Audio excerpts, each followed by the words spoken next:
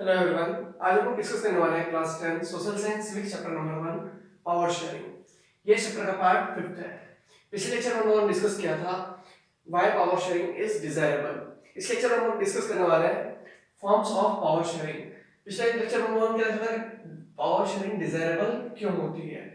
इस लेक्चर में हम लोग देखते हैं फॉर्म्स ऑफ पावर शेयरिंग।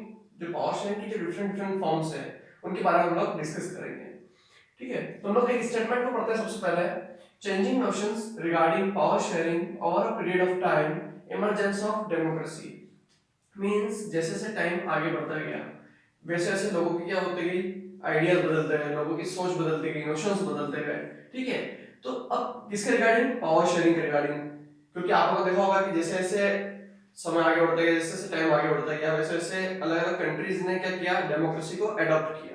ठीक है, मींस मैक्सिमम कंट्रीज क्या हुई, एक डेमोक्रेटिक कंट्री हुई। अगर डेमोक्रेटिक कंट्री है तो आपको पावर शेयर करना पड़ेगी। आप लोगों ने पिछले लेक्चर में पढ़ा था। ठीक है, कि power sharing is very spirit of democracy.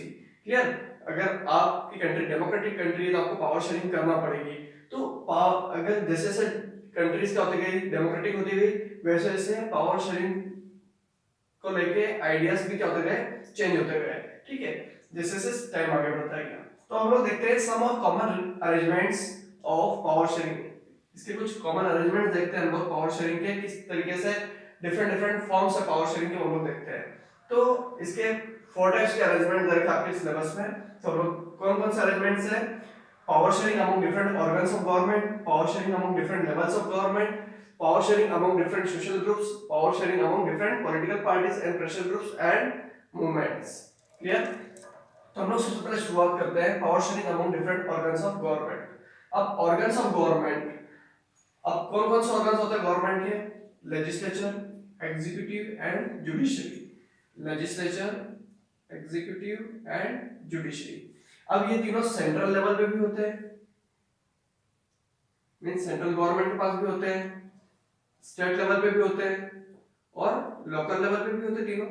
Clear, तो इस टाइप अब तीनों के पास क्या है, स्पेसिफिक पावर है। लेजिस्लेटिव के पास क्या है, रूल्स बनाती है लेजिस्लेचर। ठीक है, लॉ बनाती है। एग्जीक्यूटिव क्या करता है, उनको एग्जीक्यूट करता है। जुडिशरी क्या करता है, फैसला सुनाता है कि क्या सही है और क्या गलत है, जैसे कोर्ट। क्लियर, तो ये सेंट्रल लेवल पे भी होती है, स्टेट लेवल पे भी होती है और लोकल लेवल पे भी होती है।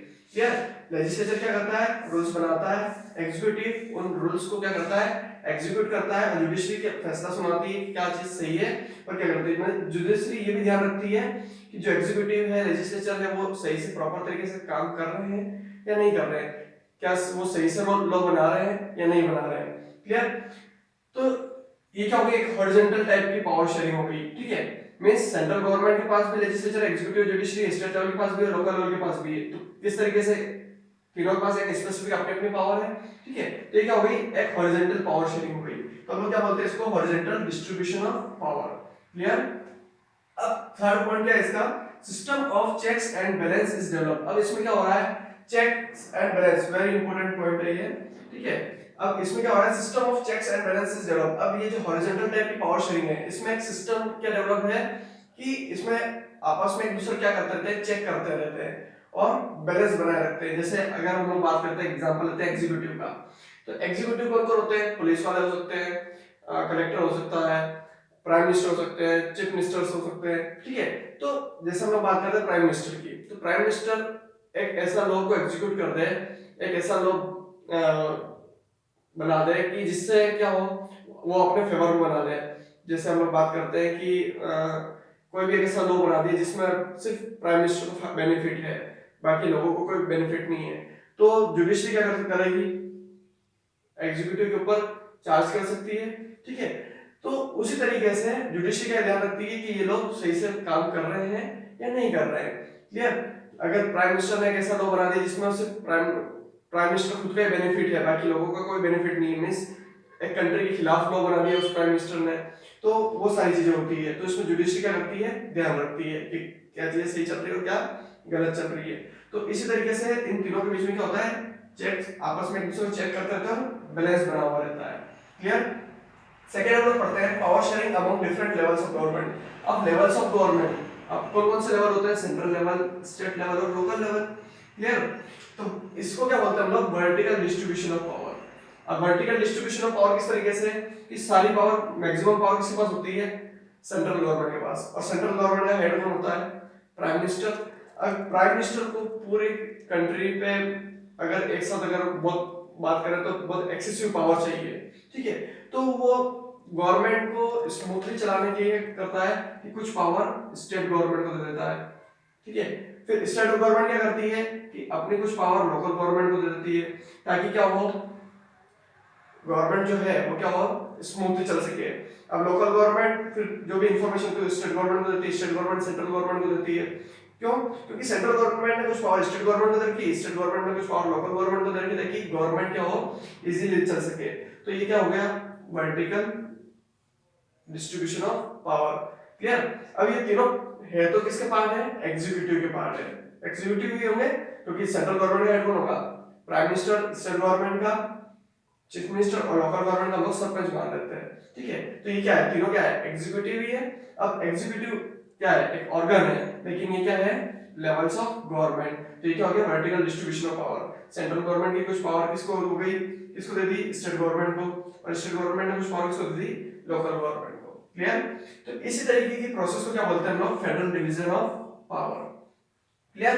कि सेंट्रल गवर्नमेंट कुछ पावर स्टेट को दे दी, स्टेट ने किसको दे दी, लोकल गवर्नमेंट को। तो इसी प्रोसेस को क्या बोलते हैं हम लोग, federal division of power, that is known as federalism, जो कि हम लोग नेक्स्ट चैप्टर में पढ़ने वाले हैं। क्लियर?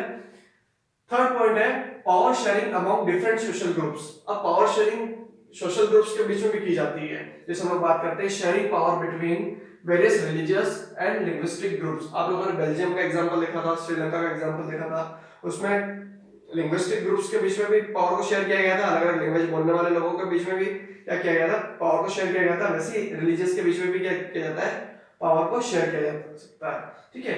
तो इसका एग्जांपल है रिजर्व कॉन्स्टिट्यूएंसीज। आप लोगों ने देखा होगा एससी एसटीज, इनको क्या दिया जाता है, एक्स्ट्रा बेनिफिट्स दिए जाते हैं, मींस एक्स्ट्रा पावर दी जाती है। जैसे एसटीज की बात करें हम लोग, तो जो शेड्यूल्ड ट्राइब्स के जो लोग हैं वो कहां से आते हैं, ट्राइबल एरिया से आते हैं। तो वो ऑलरेडी क्या होते हैं, काफी ज्यादा पिछड़े हुए होते हैं। तो पिछड़े हुए होंगे तो उनको बराबर लाने के, इक्विवेलेंट लाने के लिए, बराबर लाने के लिए क्या करना पड़ेगा, उनको कुछ एक्स्ट्रा पावर दी जाएगी, तब जाके वो क्या आएंगे, अपने सभी के बराबर आएंगे, ठीक है। तो वो क्या होता है, रिजर्व कॉन्स्टिट्यूएंसीज, ठीक है। तो वो पार्लियामेंट में भी दी जाती है और स्टेट असेंबली में की तरफ से दी जाती है। तो ये चीज होती है।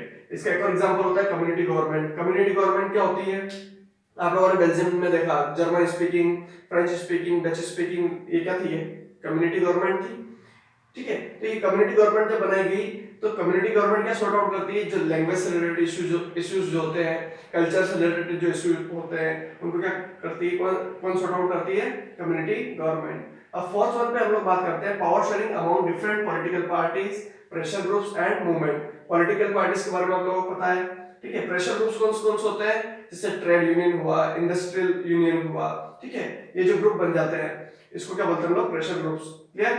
तो present different ideology and social groups. इन सब की क्या होती है, अलग अलग आइडियोलॉजी होती है। जैसे हम लोग बात करते हैं प्रेस यूनियन की, तो वो मीडिया से रिलेटेड होती है, तो इनकी क्या अलग आइडियोलॉजी होती है, ठीक है।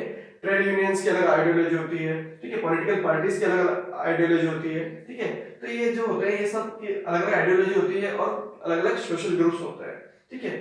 अब power sharing among different political parties, अब इसका एक एग्जांपल क्या हो जाता है, कोलिजन गवर्नमेंट। कोलिजन गवर्नमेंट किस तरीके से कि जैसे एक गवर्नमेंट है, जैसे हम बीजेपी की बात करते हैं, तो बीजेपी को मेजोरिटी पाने के लिए 272 सीट्स चाहिए, लेकिन वो 250 सीट्स मिलती है।